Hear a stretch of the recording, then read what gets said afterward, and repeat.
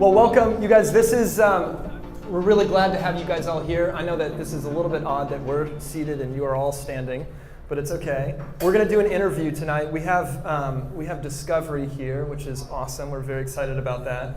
But before we get into that, let me just give a couple of quick housekeeping things. Again, I said this is the VRARA Association, the DC chapter. The VRARA Association is a global organization. There's 53 chapters all over the world. There's basically a chapter in almost every major tech hub city in the world. We got asked back in November to start the DC chapter. My company is called Brightline Interactive. And so Brightline and VRARA Association, we teamed up and we started this chapter here in Washington, DC. Brightline Interactive has been here for 15 years. We started doing military government simulation and training type of experiences back in the early 2000s, back when maybe some of you remember interactive CD-ROM. Yes? Anyone? Cool, yeah. So we started with that, and then after that we changed things up, and we just have been continuously adapting to technology, trying to constantly be sort of on the forefront of technology and kind of pulling our brand clients and our government clients forward into what's possible with technology. We call ourselves creative technologists. We work with everything from touchscreen to tablet to sensor integration to augmented and virtual reality, obviously.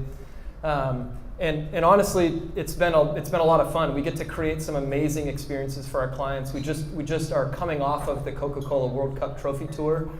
We put 11 experiences in a 10,000 square foot space, everything packed up into a 737, a plane that Coca-Cola footed the bill for. And they flew this plane all over the world. Went to 68 countries, and we created all of the experiences in 10 languages.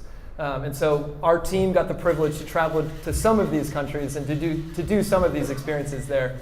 But it was certainly a lot of fun. In fact, on the VR side of things, we've done a lot of different types of projects, from military and government style things to more brand experiences. Some of you, if you've checked it out, we just finished a project for Modelo in the UFC. And we built a UFC VR fighting experience.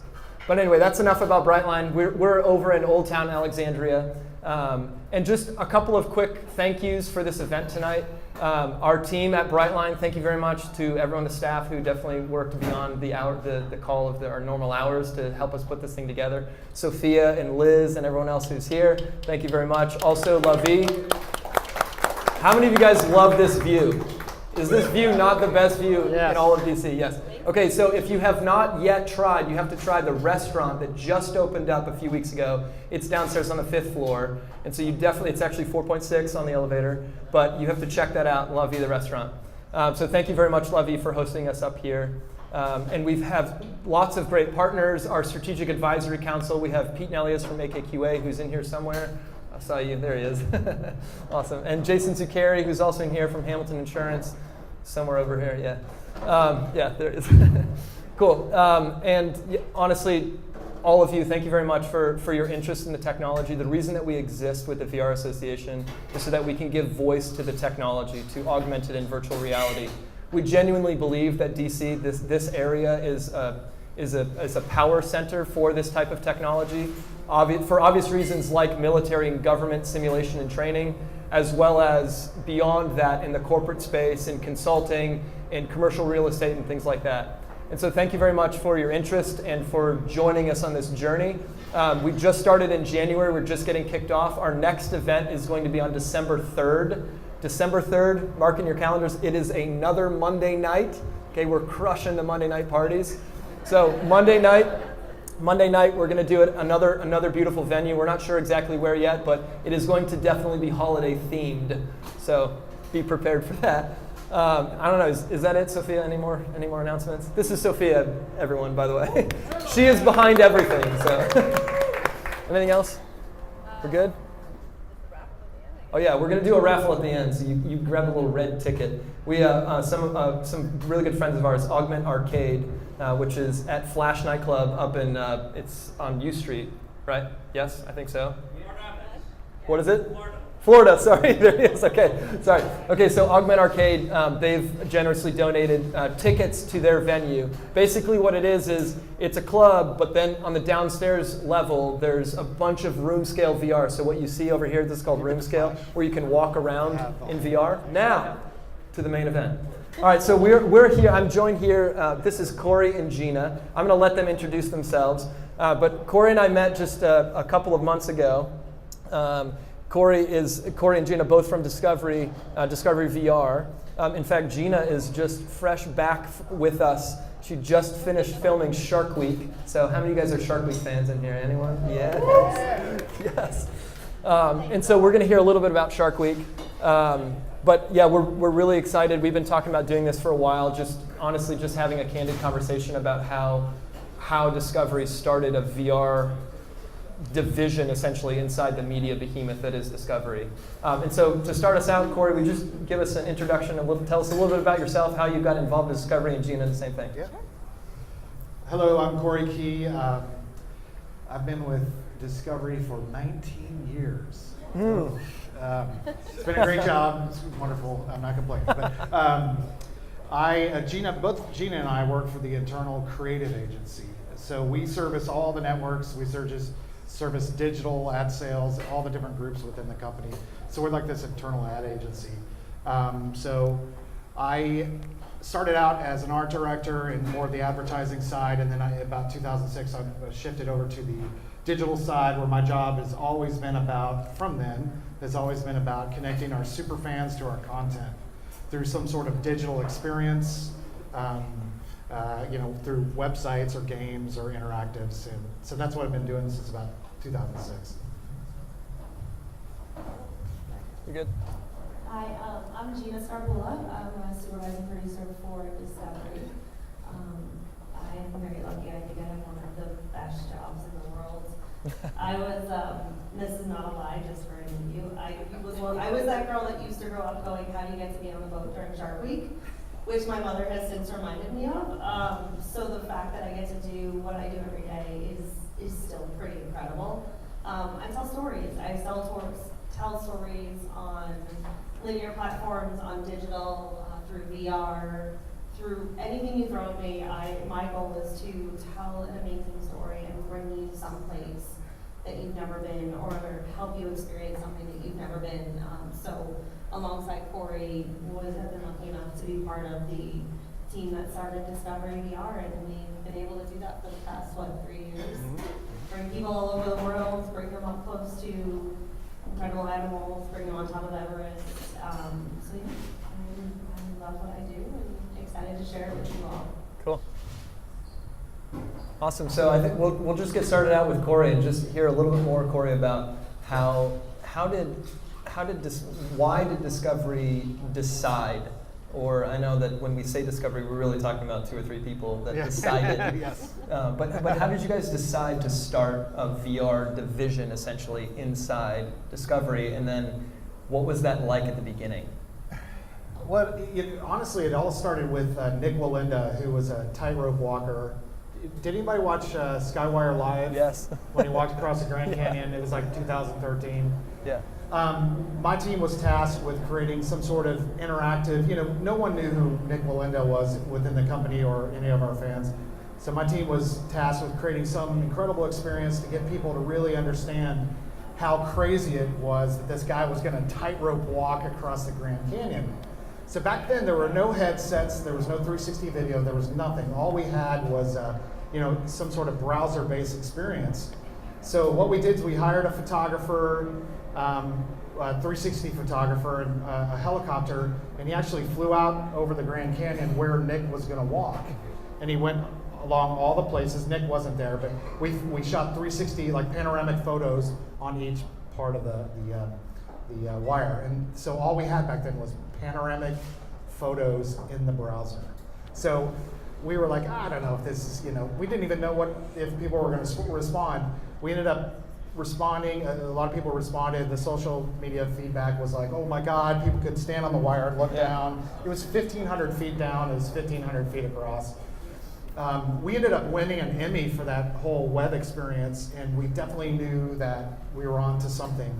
Our fans have always been our super fans. We've done some studies. The super fans are always asking us, we want to go deeper into the programming. We want to experience more. Your discovery, you take us places. So we've always been tasked with that challenge technologically and from a creative space, how to get fans more involved in the shows. Not just behind the scenes, but how can we literally put them on that wire? So after that happened, we started, we knew that we were really onto something, so we heard about the Oculus being on the Kickstarter, and then the day that Facebook bought Oculus, me and about 3 other nerds in the company threw together this presentation. It took us maybe 48 hours, and to convince the money people that we needed to invest. This was within our wheelhouse. This is everything Discovery's always been about. It's like VR was always meant to be for Discovery. It just hadn't been invented yet. So we went through round and round and round, and finally got some funding. We got about $300,000. We got just enough to buy. That's nothing. That's nothing. Yeah, we just enough to pay for an iOS and Android app for the Magic Window experience. And then we bought some plane tickets and we bought some equipment. We bought a bunch of GoPros and the old the 16 camera rig. Yeah, the 16 camera rig. And we got on planes and we went out to the sets where we were shooting shows because we really wanted to, at first, just take people to those sets. Like we went to the Klondike, we went to Africa, we went to all over the world really in a matter of months. We finally launched in August 2015. No one knew, we had no idea how this was gonna, if this was gonna take off. And we had which I think is impressive, in the first month we had 100,000 app downloads.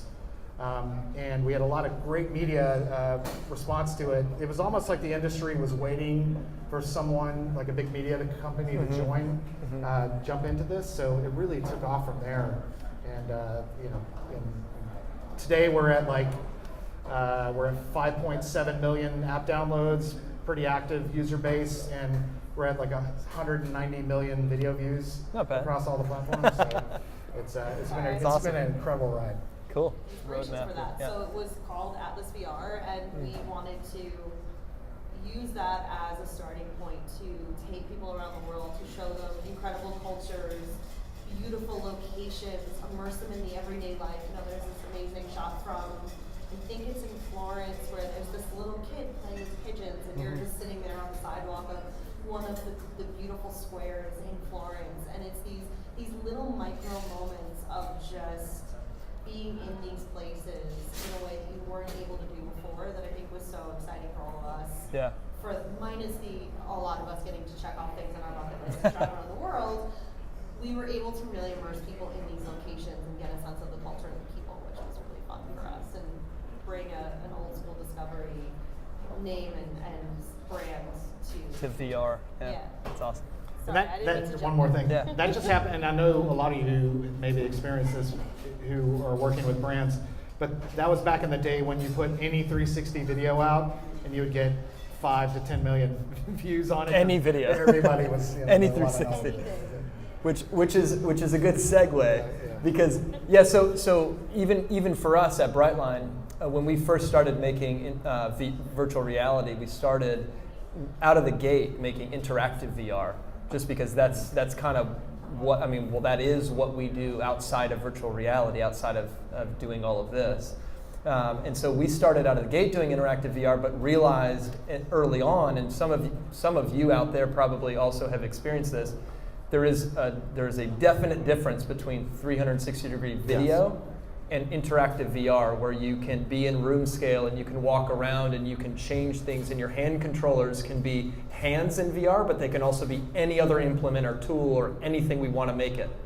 And so we can allow you to interact in the environment. And so instead of just sitting and watching, you can also then add to the scenario. You can be a part of it. And you can not only cognitively remember what you're seeing in VR, but you can also sort of bodily experience it. And because you're taking action in some way, you're then building muscle memory, and you're remembering an experience in a much different way than we've ever done experiences before on screens. And so just with that, how did you guys, at what point did you sort of personally, and maybe, did you realize, man, this 360 video, this is amazing, and we can make this cinematically beautiful, but how much better would it be to have people interacting with VR? Yeah. So first off, I want to say, because we had not a lot of budget in the beginning, we could only afford one app. So we decided to go with the name VR, and I know it's all 360 video for the purists out there. The 360 video is not really VR, so we totally, we've been kicked. You heard it from Discovery. For that for so long, but we could only afford one one app, so we just went with the title VR. But you know, the 360 video really got us. It was an easy way in. Sure. But for Discovery, you know, honestly, it's going to be the room scale experiences. It's going to be the stuff where we can really take you somewhere and really have you experience something. I find, personally, the 360 video experience to be pretty disappointing